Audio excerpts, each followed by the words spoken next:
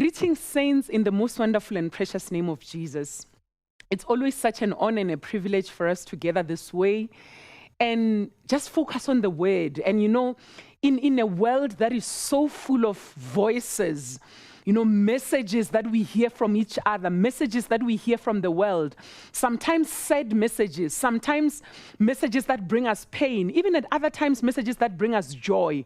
But every time when we are gathered around the word of God, it is not just a message that will evoke feelings in us, but it is a message that creates.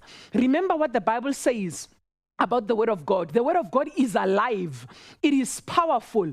It is sharper than a double-edged sword. So when we gather around the word of God, it's not just that we are sharing messages with each other.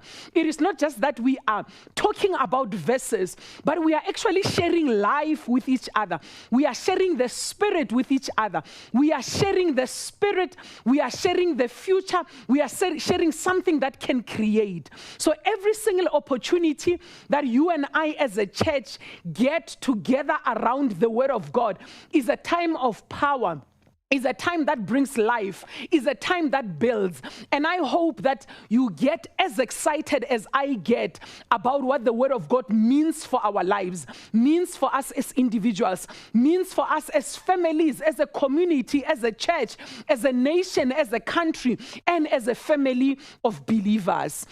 Today we are getting started with our new series, and I call it the Hope Series, because my hope and my desire is that the more we talk to each other about hope, the more we can change the narrative that we are sharing with each other, the stories that we are sharing with each other, so that you and I are not going to focus more on lockdown, on COVID, on who died, on who got sick, on our symptoms, on the vaccine, on who lost their job, on whose business is not doing well. But we can remove our focus and our eyes from what is happening in our environment and look at what the word of God says about who we are, about where we are going, about where we are headed, about what the future holds in store for us. So we're going to be taking a journey, and in this journey, we are going to be accompanied by a number of characters that come from the Bible. And as we are talking, you will hear about these characters. And as you hear about these characters, this will also encourage you on your own journey, where you are feeling tired, where you feel like things are not working out, where you feel like, no man, I've been at this place for too long. You will be encouraged to see that you are not the first one to encounter the journey the way that you are encountering it. So today, as we start with our journey, we are going to be focusing on these words, and we will be saying to one another, don't be distracted by how your story begins. The way your story begins is not how your story is going to end. Just because your story is here today does not mean this is the end for you. This is just the beginning. And as we are starting on our topic today, I would like us to quickly go to Genesis chapter 37 from verse 2. And here we are going to be introduced to a young man called Joseph. Genesis 37 verse 2, it says, "This is the account of Jacob and his family." And when the Bible tells us about the account of Jacob and his family, it immediately tells us about Joseph. When Joseph was 17 years old, he often tended his father's flocks.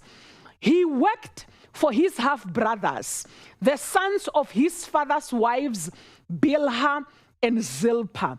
But Joseph reported to his father some of the bad things his brothers were doing.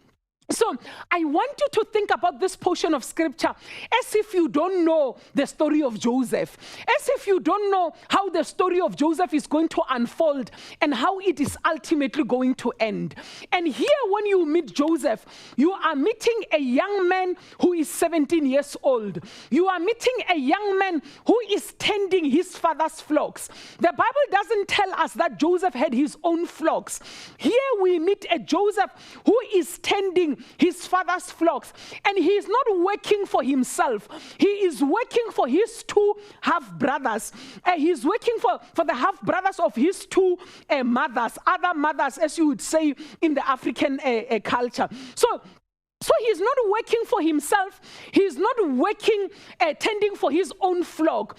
Another person could look at Joseph and would be tempted to say, but Joseph is not a success. Joseph is not starting out well. Why doesn't Joseph have his own flock? Why isn't Joseph working in his own business? Why isn't Joseph looking at his own project? Why is he working for other people? You may be tempted to think, because his story is starting off here, it means this is how his story ends. But you and I, because we have read this story, we know that this is not how the story ends. Who you work for now, what you are doing now, where you are based now, the fact that you are unemployed, the fact that your business is not working, the fact that your project does not have funding, this is not how your story ends. This is not how your story will unfold. This is simply where your story is beginning. Some of us, we allow ourselves to be overwhelmed by the beginning. We allow ourselves to be overwhelmed by how our story begins. I remember my first car used to be a Fiat Uno, a 1.1. And you know that car, it had such a small engine. And back in the 90s or in the early 2000s, cars were not as efficient as they are now. So when a car had a very small engine, it struggled at the beginning of a steep hill. And I remember one day I was driving from Polokwane, and there by Jan Smuts, if you know Jan Smuts, there next to Jubilee at Vets, there's a very steep hill there. And as I was approaching that steep hill, at that time I was not an advanced driver. And I didn't know that when you are approaching a steep hill with an engine which is a low capacity, you must change down the gears. I didn't know that you are supposed to change down the gears. So I approached that steep hill on a gear 5, and that car refused to go up. That car, it was stalling as if it was going to start. And I remember I was with my friend Prudence, and I said, Prudence, call my father and tell him that there's something wrong with the car. And Prudence picked up the phone, called my father, and said, Papa, something is wrong with the car. It's about to stop. And my father calmly asked Prudence, what gear is Mancha on? And Prudence asked me, I said, gear 5. And my father said, change down. And I changed down to 4. I changed down to 3. And the Uno agreed, and it went up the steep hill. So some of us, we are worried because at the beginning of the hill, where you are at the beginning, you don't have the capacity to do everything that you want to do. And you are worried, thinking you are going to die at the bottom of the hill. What you don't understand is that this is not how your story ends. Sometimes what you need to do is take a few steps back, is change down so that you can gather enough strength to be able to continue with the journey. Don't allow the beginning, don't allow the early days of the process to say to you, we are never going to win. It will always be like this for us. We will always be in poverty. We will stay in this house forever. We will never go to school. We will never be healthy. You are just at the beginning. There is still a huge process that lies ahead of you. Don't be discouraged by the beginning. Where you are today is how you begin. It is not the entire journey. It is not the entire story. There is still an entire journey ahead of you. Don't waste all your energy, all your efforts, all your faith trying to change the beginning. The beginning is just that. The minute you take another step, you leave the beginning behind you. So don't worry too much about trying to change how your story commences. Just move away from the beginning and allow the journey to unfold in front of you. When Joseph started, he was tending his father's flock. But as his journey continued, he was thrown into the pit. He was sold to the Ishmaelites. He was sold to Potiphar. He was sent to jail, and he ended up in the palace. So wherever you are, don't allow yourself to think, oh my God, I'm going to be in the pit forever. Don't allow yourself to think, oh my God, I'm going to be a slave in Potiphar's house forever. Don't allow yourself to think, oh my God, I'm going to die here in jail. Ultimately, Joseph went to the palace. The pit was a path to prison.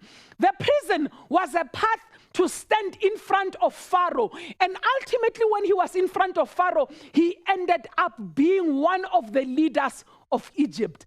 The journey is not the destination. Don't be discouraged by the journey. Moses, unlike Joseph, Moses started in the palace.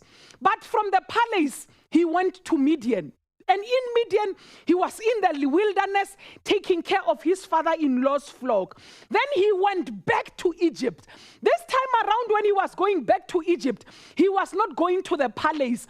He was going to fetch the children of Israel so that he can take them to the promised land. So there are some people who are so worried. They are looking back. They are saying, you know what, when we were growing up, we were rich. They were saying, you know, there was a time when I had a good job. There was a time when I had a car. They are like Moses, who started out in the palace, but now they are in the wilderness. Now they are so fixed on how good things were in the past that they are failing to see that the journey that is unfolding in front of them is just as important, is just as powerful, is just as God ordained. Don't be one of those people that is so fixated on where you come from that you fail to see where you are today. You keep on telling us, you don't know how good I was. You don't know how famous I was. You don't know how important I was. It doesn't matter. What matters is where you are today and the journey that lies ahead of you. David started out in the wilderness tending his father's flock. There, he killed the bear, he killed the lion. Ultimately, he killed Goliath. And the reason why he killed Goliath was because his father had sent him to go and check on his brothers. Then Saul saw him there. He ended up playing the harp for the king. And then he spent the rest of his life running from King Saul. And ultimately, he ended up sitting on the throne that God had set aside and that God had anointed him for from the beginning. If you look at these three men that we are talking about today, Joseph knew from the age of 17 that he was called to lead. But it took a journey of 13 years that looked like a spider web for him to ultimately get to the point where he was above 30, where he was leading the way that God had told him in the dream that he was going to lead. When you look at Moses, Moses saw the burning bush where God told him that you must go and take my children Israel out of Egypt. But that process of taking Israel out of Egypt did not happen overnight. It did not happen immediately. It took plague after plague after plague for God to convince Pharaoh to release the Israelites. When you look at David was anointed king, but even after being anointed king, he had to go back and tend the flock of his father. He had to go back and serve the king Saul, even though he knew that he was the rightful person who should be sitting on the throne.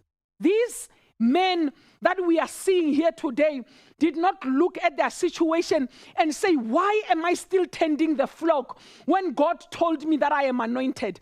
They did not look at their situation and ask, why am I still here? Why is Saul sitting on the throne when I'm the one that should be sitting on the throne? They didn't look at the promise that they had and allowed the promise to make them feel like where they are is inadequate.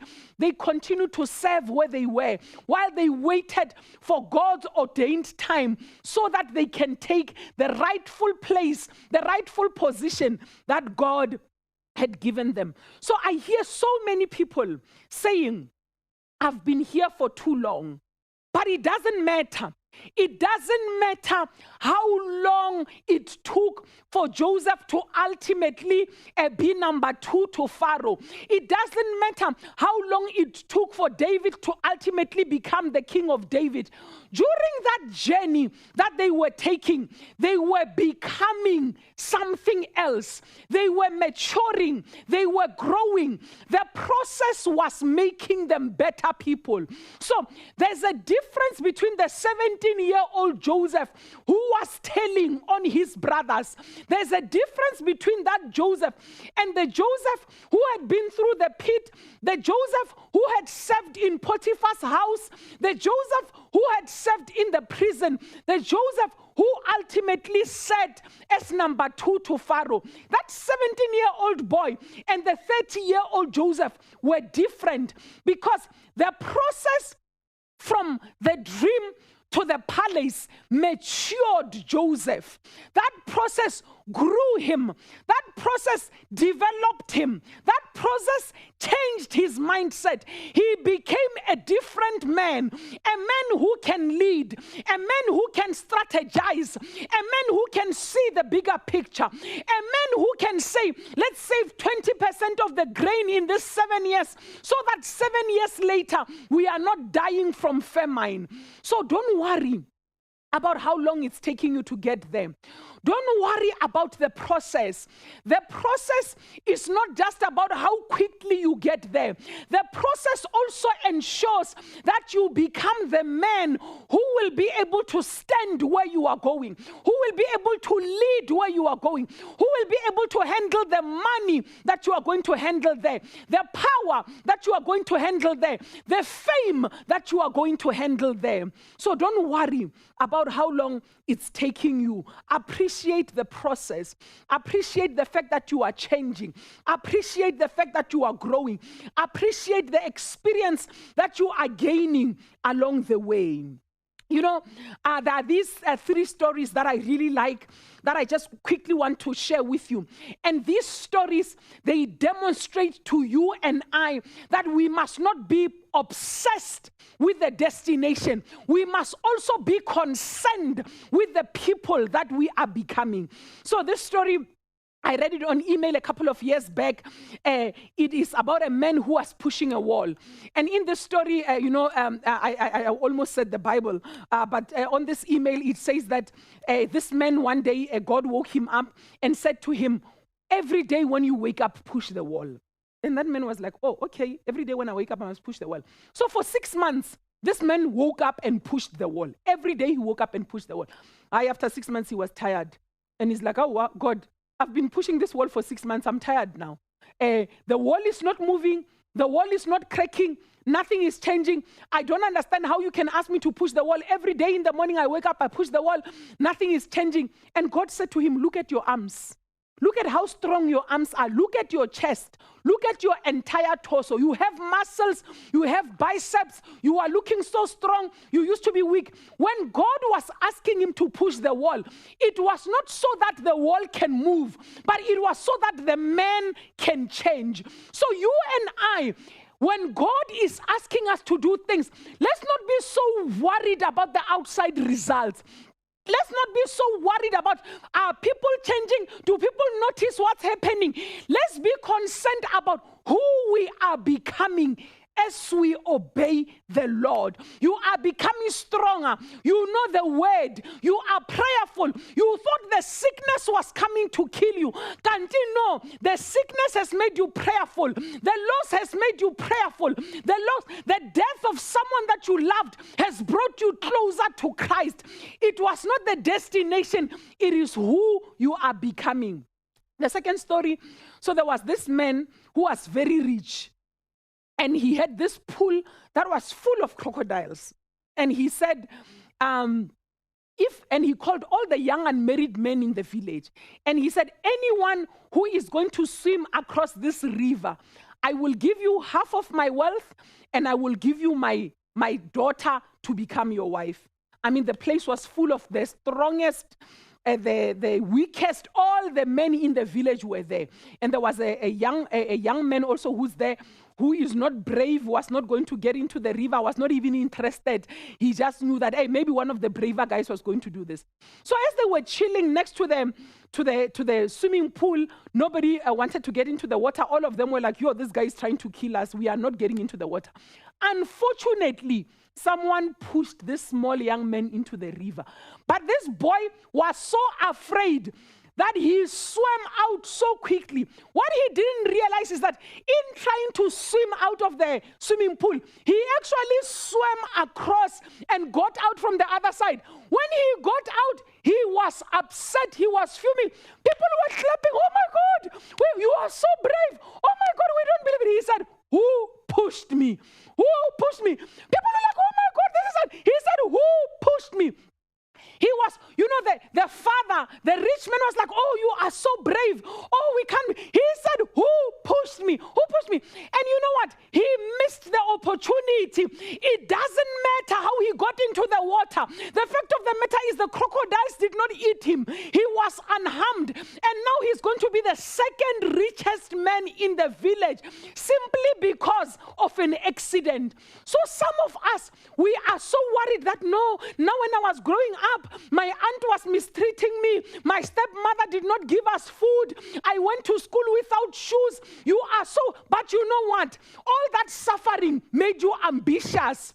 Because you were hungry during break and you didn't have a scaffolding, you stayed and you studied maths. That's why you were number one in class. You are so worried about how they mistreated you. You don't realize that that person throwing you into the swimming pool was how you started your journey to greatness. So now I'm not going to worry. Who dumped me? Who left me? Who said no when I was asking them out? That stuff does not matter. You are the man and the woman that you are today because they rejected you. They didn't give you opportunities. They said no when you wanted them to say yes. But look at you. You are standing. Stop asking who pushed me and just say, where is the price? Where is my new wife? I'm ready for my new life. Stop worrying about the people who were unfair to you, who made your journey difficult. Your journey made you stronger. Your journey made you the man, the woman that you are today. Lastly, some people, Bona, no matter how much time they have, they refuse to grow. They refuse to be better. They just stay the same. So one day, someone cut off a log.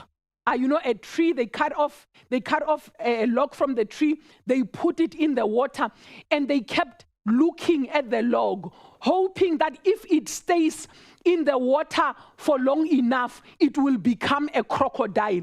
That person stood, looked at the log, and kept hoping. The log just remained a log. The log never changed. I also heard that another person took a pile of dust and put it in a Mercedes-Benz garage and sat and hoped and prayed and said, one day this pile of heap is going to turn into a car. Every time when he opened, the pile of heap was still a pile of heap. If you sit and you do nothing, a log will remain a log. If you sit and you do nothing and you're saying, for as long as I'm in this environment where the people are growing, where the people are going somewhere, if you sit and you do nothing in that environment, you will not grow, you will not mature, you will not go anywhere. I hear people complaining, saying, I've been in this church for 3 years. I've been in this company for 6 years. I don't know why I'm not going anywhere. Other people, they find me here. They pass me by. They become my leaders. They become my bosses. They become my supervisors. If you are sitting in one place, you are not developing yourself. You are not maturing. You are not growing. You are still complaining about the things you complained about when you came here. You pass papers when you find them on the floor. You are not going anywhere. You are like a log in the water. You will never ever become a crocodile. So wherever we are, we must make sure that we are growing. Don't be the person who has 10 years experience, but it's actually not 10 years experience, it's 1 year 10 times. Be the type of person who will grow, who will do something better with their lives, who will study, man. If you don't have money to enroll, go to the school of YouTube. Go to the school of free Udemy. Go to the school of free Coursera. Find somewhere where there's cheap data if you don't have money for data. But refuse to stand in the same place.